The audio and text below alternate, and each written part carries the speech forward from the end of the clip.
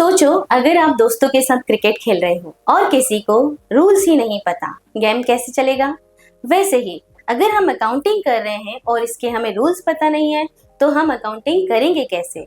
तो जिन बेसिस पे हम अकाउंटिंग करते हैं उन्हें बोला जाता है accounting concepts, right. So let's start today's class with basic accounting concepts.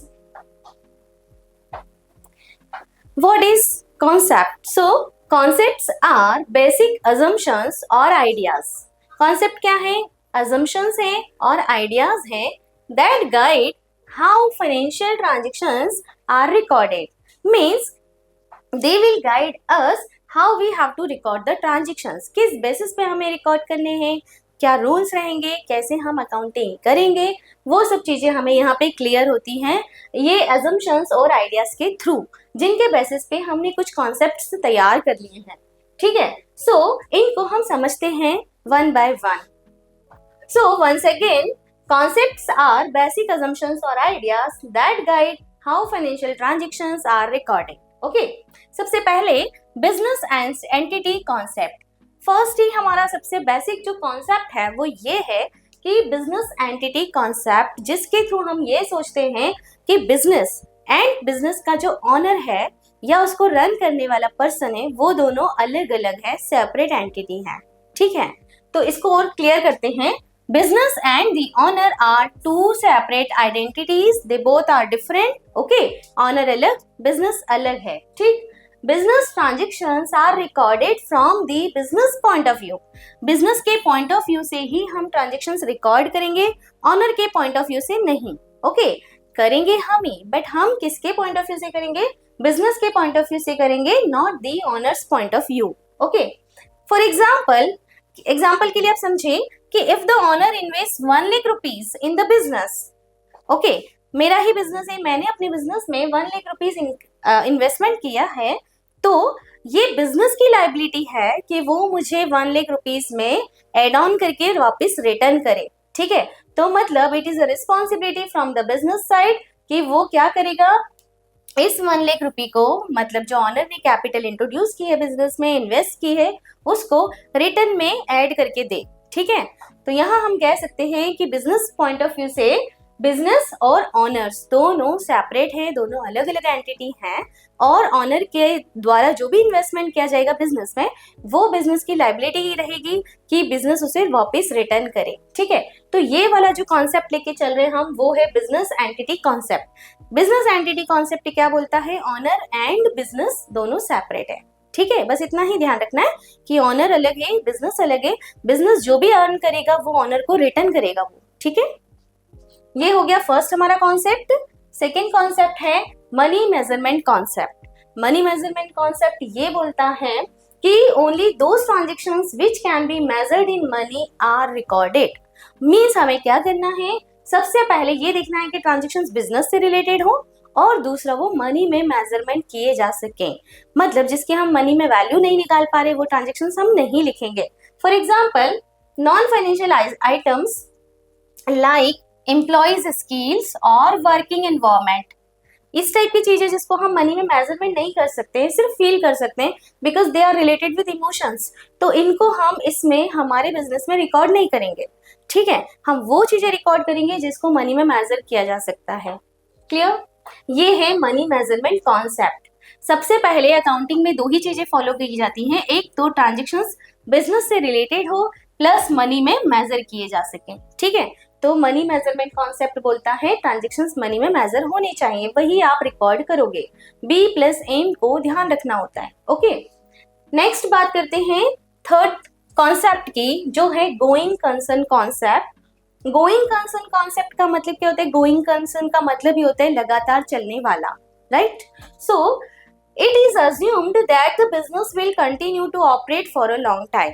मतलब हम ये बिजनेस जब स्टार्ट करते हैं तो हम यही सोच के करते हैं कि बिजनेस हमारा बहुत लंबे समय तक चलने वाला है, आगे की पुश्तें भी हमारी उसको कंटिन्यू करेंगी, मतलब वो चलता ही जाएगा, जनरेशन वाइज वो चलता रहेगा। ठीक है, यही सोचकर हम बिजनेस को स्टार्ट करते हैं।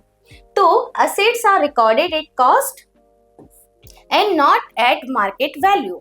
हम क्या सोच के कर रहे हैं बिजनेस की, बिजनेस हमारा लंबे समय तक चलना चाहिए, है ना। तो हम ये मान के चलेंगे कि जितनी भी हमारी एसेट है, जो भी हमारी बिजनेस में लगने वाली संपत्तियां हैं जो हमें रिटर्न देंगी, उनको हम कॉस्ट वैल्यू पे लिखेंगे। कॉस्ट वैल्यू पे इसलिए बिकॉज जो हमने जिस टाइम पे उसको खरीदा है वो कॉस्ट पे हम उसको लिखेंगे, बिकॉज मार्केट प्राइस तो हमेशा चेंज होगी, कभी कम होगी कभी ज्यादा होती रहेगी, है ना।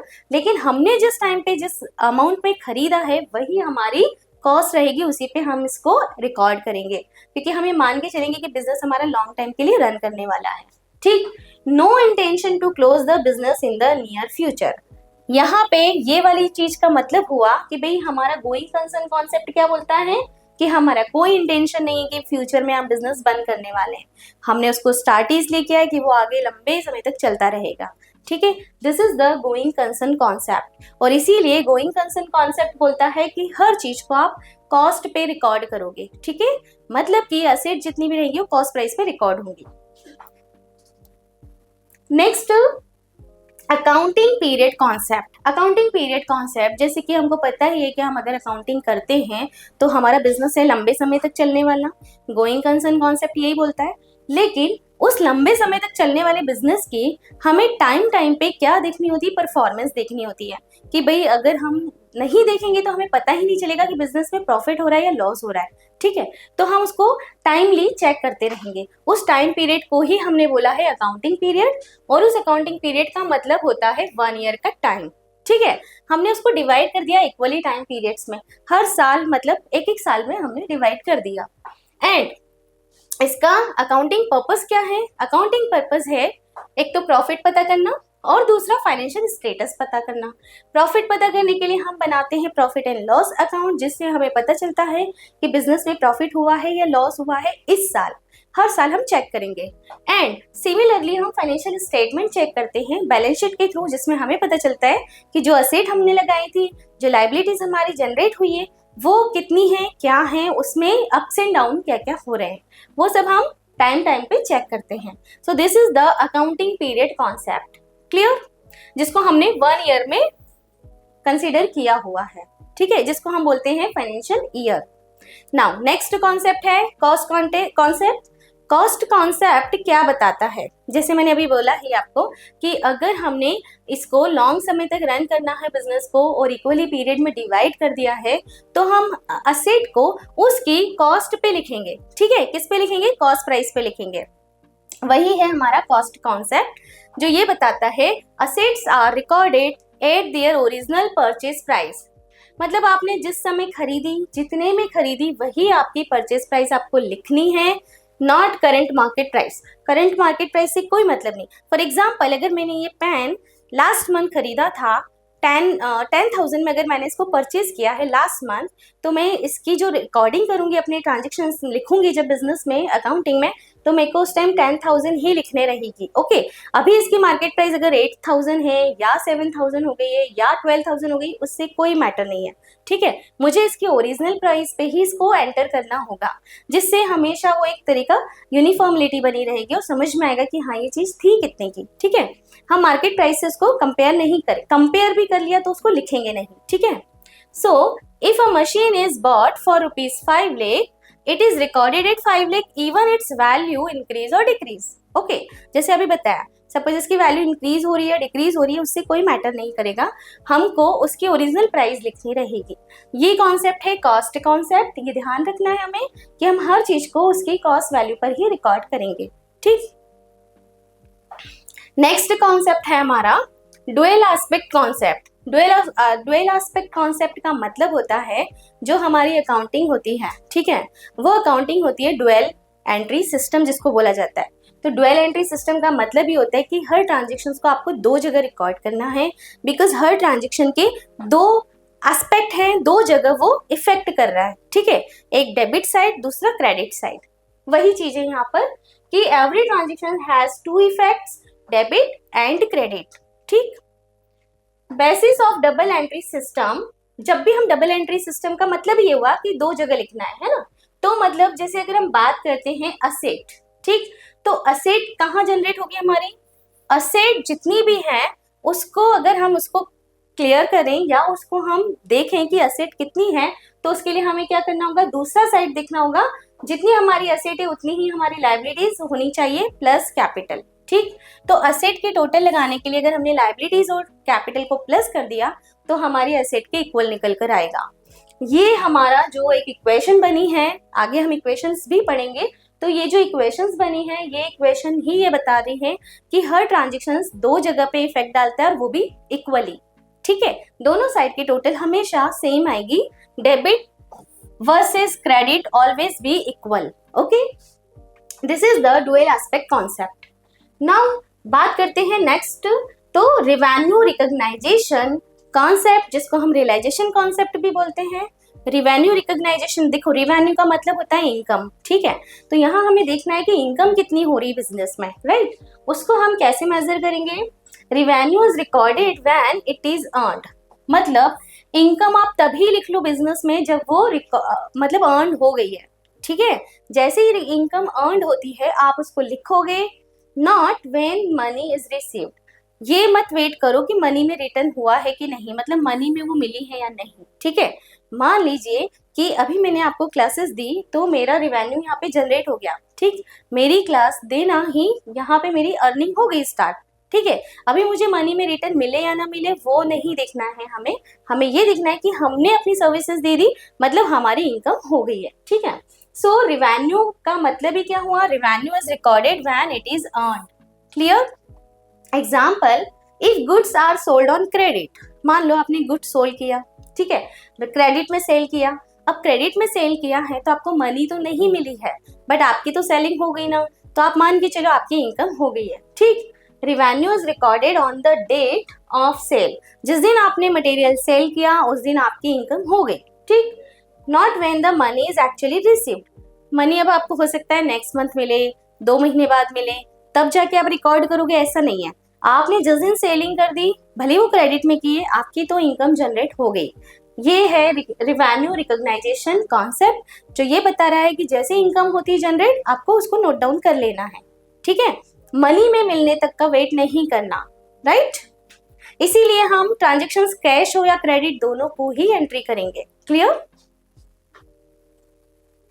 नेक्स्ट है मैचिंग कॉन्सेप्ट। मैचिंग कॉन्सेप्ट ये बता रहा है कि आपके एक्सपेंसेस इनकम दोनों मैच होने चाहिए। ठीक है, देखो expenses related to a particular period should be matched with the revenues of the same period.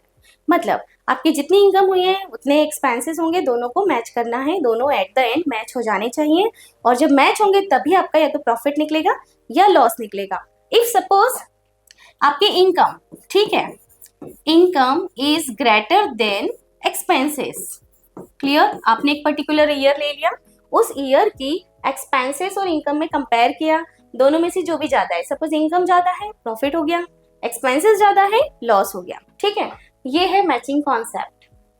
It helps in finding the true profit of that period. Okay, so that's why अगर हमें profit निकालना है ना, तो हमें क्या करना होगा, इनकम और एक्सपेंसेस को मैच करेंगे, जो भी ज्यादा होगा उसके हिसाब से या तो प्रॉफिट हो रहा होगा या फिर लॉस होगा। Clear, this is the matching concept. Now next concept है full disclosure concept. Full disclosure concept का मतलब ही होता है कि आपको फाइनेंशियल स्टेटमेंट में पूरी आपको जितनी भी इंफॉर्मेशन है वो आप फुल्ली डिस्क्लोज करोगे। ठीक है, कुछ भी आपको हाइड नहीं करना है। Okay, so all important information related to financial statements must be fully disclosed. कुछ भी छुपाना नहीं है, कुछ भी हाइड नहीं करना, बिकॉज हमारी अकाउंटिंग होनी चाहिए ट्रस्टवर्दी। ठीक है, तो ट्रस्टवर्दी कब बनेगी, जब वो फुली डिस्क्लोजर कॉन्सेप्ट पे काम करेगी। अगर कुछ एक्स्ट्रा इन्फॉर्मेशन है, so note to accounts and footnotes are use for extra information. कुछ एक्स्ट्रा इन्फॉर्मेशन देनी है आपको, सपोज आपने कुछ मेथड दूसरी यूज कर ली, आपने कॉन्सेप्ट कुछ और यूज कर लिया उस टाइम पे जो आपको लगा कि ज्यादा फ्रूटफुल है, तो आप वो एक्स्ट्रा इन्फॉर्मेशन में वहां पे अपने अकाउंटिंग के एंड में लिखोगे भी, जिससे क्या होगा, पूरी तरह से आप डिस्क्लोज कर रहे हो अपनी हर इन्फॉर्मेशन को। ठीक है, कंसिस्टेंसी कॉन्सेप्ट। कंसिस्टेंसी का मतलब क्या होता है, कंटिन्यू, लगातार चलते रहने वाला, है ना। So the same accounting method should be used every year. हम यहाँ कंसिस्टेंसी में क्या करेंगे, एक जैसी चीज रखेंगे, एक जैसे रूल्स रखेंगे। हम हर रूल्स को मतलब चेंज नहीं करेंगे बार बार। हमने जो रूल्स अपने अकाउंटिंग में स्टार्टिंग में एक्सेप्ट किए हैं उन्हीं को हम कंटिन्यू रखेंगे, जिससे क्या होगा, एक तरह की कंपैरेबिलिटी सही सही रहेगी और हमारे अलग अलग ईयर में जो भी हम डिफरेंट अकाउंटिंग करेंगे वो हमारी अकाउंटिंग एक दूसरे से मैच होगी। बिकॉज क्या होगा, हम सारे रूल सेम फॉलो कर रहे हैं, हम बीच बीच में रूल्स बदलेंगे नहीं, जिससे हमारी अकाउंटिंग कैसे होगी, कंपेयर वाली रहेगी। ठीक है, तो यहाँ पे कंसिस्टेंसी का मतलब ये है कि आप हर मेथड को, अगर आपने कोई मेथड एक अप्लाई कर दी उसी को आप कंटिन्यू रखो, हर बार आप चेंज मत करो। ये तब यूज होता है जब हम डेप्रिसिएशन वगैरह लगाते हैं बिजनेस में, तो हम क्या करते हैं, उसकी मेथड बहुत होती है, डेप्रिसिएशन लगाने के अलग अलग मेथड है। आपने एक साल किसी और मेथड से डेप्रिसिएशन लगा दिया सेट पर, दूसरे साल किसी और मेथड से, तो आपका जो रिजल्ट है वो चेंज आएगा, फिर आप कंपेयर नहीं कर पाओगे। ओके, तो आपको कंसिस्टेंसी को फॉलो करना चाहिए, एक जैसा पैटर्न यूज करते रहो। राइट, नेक्स्ट है कंजर्वेटिज्म। कंजर्वेटिज्म और प्रूडेंस कॉन्सेप्ट क्या बोलता है? देखो, कंजर्वेटिज्म का मतलब ये होता है कि हमको क्या करना है, हमारे पास प्रॉफिट अर्न तो करना ही, हमें बिजनेस का मोटिव ही होता है प्रॉफिट अर्निंग, बट हमें लॉस पे फोकस भी करना है। ठीक है, बिकॉज लॉस को ही सबसे ज्यादा ध्यान देना है, लॉस होने नहीं देना हमें। ठीक है, प्रॉफिट होगा वो अलग मैटर है, बट लॉस नहीं हो ये भी ध्यान रखना है। तो इसके लिए हमें क्या करना होता है, we have to be cautious in recording profits. ठीक है, प्रॉफिट तो हमें लिखना ही है, and generous in recording loss. और लॉस को हम जब रिकॉर्ड करेंगे तो हम ये करेंगे कि एक तरीके से हम पूरा फोकस हमारा ये रहेगा कि लॉस नहीं होना चाहिए बिजनेस में, तो कैसे भी करके अपने लॉस को रिड्यूस करना है हमें। ठीक है, record expected losses but not expected profit. तो जो भी कंजर्वेटिज्म वाला कॉन्सेप्ट हम यूज करते हैं ना, तो हम क्या करते हैं, हमारे बिजनेस में होने वाली फ्यूचर में अगर कोई लॉस होने वाला है तो हम उसके लिए पहले से अलर्ट होके रहेंगे। ठीक है, प्रॉफिट हो रहा है ना, एक्सपेक्टेड प्रॉफिट अगर कुछ है, फ्यूचर में होने वाला कुछ प्रॉफिट है, उसके लिए हमें कोई टेंशन लेना नहीं, वो तो होना ही चाहिए, है ना, उसके लिए तो हम रेडी हैं। बट अगर कोई लॉस होने वाला है तो हम उसके लिए पहले से ही कुछ न कुछ तैयारी करके रखेंगे। ठीक है, प्रिकॉशन लेके चलेंगे, हम कुछ न कुछ ऐसे अरेंजमेंट करके चलेंगे जिससे ये लॉस को हम कम से कम कर सके। ये कॉन्सेप्ट हमारा कहलाता है प्रूडेंस कॉन्सेप्ट, जिसमें हम लॉस को कम से कम करने की कोशिश करते हैं। उसके लिए पहले से ही हम रिजर्व बना लेते हैं, हम उसके लिए कुछ न कुछ पहले से ही तैयारी करके रख लेते हैं, जिससे कि बिजनेस में लॉस को कम किया जा सके। For example, stock is recorded at cost और market price whichever is lower. ठीक है, अभी मैंने आपको बोला था कि हर चीज को हमें कॉस्ट पे लिखना है, बट वो मैंने बोला था सिर्फ असेट के बारे में। अगर मान लो स्टॉक की बात आती है, ओके, स्टॉक यानी कि मटेरियल जो हम सेल करने वाले रहते हैं बिजनेस में, तो इसका हर साल वैल्यूएशन करते हैं हम ओपनिंग स्टॉक के रूप में एंड क्लोजिंग स्टॉक के रूप में। तब हम ये देखते हैं कि इसको हम किस रूप में लिखें। हम इसको हमेशा लिखेंगे कॉस्ट प्राइस या मार्केट प्राइस में से जो भी कम होगा उस पर। अगर कॉस्ट प्राइस हमारे कम है तो उस पर नोट डाउन करेंगे, मार्केट प्राइस कम है तो उस पर नोट डाउन करेंगे, बिकॉज ये इसकी प्राइसेस कम ज्यादा होंगी तो हमें इसकी जो भी कम प्राइस है ना वही लिखनी है। ठीक है, तो ये वाला कॉन्सेप्ट जो प्रूडेंस कॉन्सेप्ट है, ये हमारा कॉस्ट कब काम आता है, जब हम स्टॉक का वैल्यूएशन करते हैं। ठीक है, जब भी हम क्लोजिंग स्टॉक का वैल्यूएशन करेंगे उस समय हम ये ध्यान रखेंगे कि जो भी हमारी प्राइस है, मार्केट प्राइस और कॉस्ट प्राइस उस स्टॉक की कम होने वाली है, जो कम रहेगी उसी को नोट डाउन करना है। ठीक है, तो प्रूडेंस कॉन्सेप्ट हमारा काम आता है क्लोजिंग स्टॉक के वैल्यूएशन में। राइट, जैसे क्रिकेट के रूल्स क्रिकेट को फेयर बनाते हैं, वैसे ही अकाउंटिंग कॉन्सेप्ट अकाउंटिंग को फेयर बनाते हैं, ट्रस्टवर्दी बनाते हैं। समझो ये है अकाउंटिंग की गाइड बुक। आपको वीडियो पसंद आया है तो हमारे फ्यूके एजुकेशन ऐप को डाउनलोड कीजिए, चैनल को लाइक एंड सब्सक्राइब कीजिए और मिलते रहिए हमारे साथ।